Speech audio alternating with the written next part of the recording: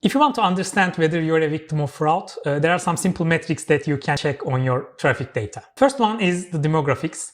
You should always check if you are buying from a correct country, correct demography type, because fraudsters can be sending traffic from other countries that you don't want users from. Second one is click count. When you reach a country's population within a couple of days, this cannot be real. So the clicks might be fabricated. They might be trying to steal your organic users, or they might be just fake clicks. Looking at just by the click numbers can give you some idea. Third one is install conversion rate. We usually see 1% to 10% click to install conversion rate in a clean traffic. But if we go beyond this, it starts to look like the users are incentivized to download your app. So it might be a fraudster or incentivized traffic. But if it goes below 1 in thousands or 10,000s, then this starts to indicate that clicks are not intentional. So fraudsters might be trying to steal your organic users. Fourth one is click to install time. Normal user would download your app within 1 or 2 minutes. There might be some slower connections, so it can be 1 hour. Or users might be downloading your app from their offices but decide to use at home, so it can be 5 hours, even days. But these numbers should be really low. Most of the users should be downloading within a couple of minutes.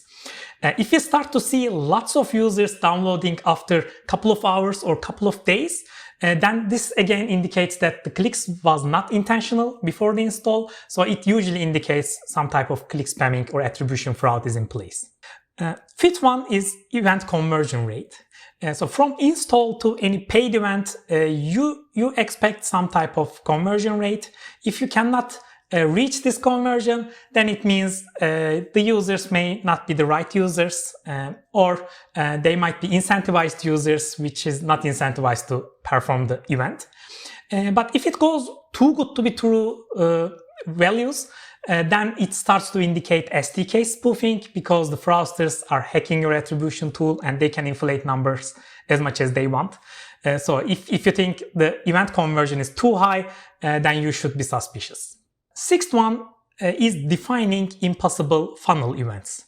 So in your app, if one of the events cannot be performed before happening of another event, or if one event cannot lead to another event, these are good impossible funnel examples.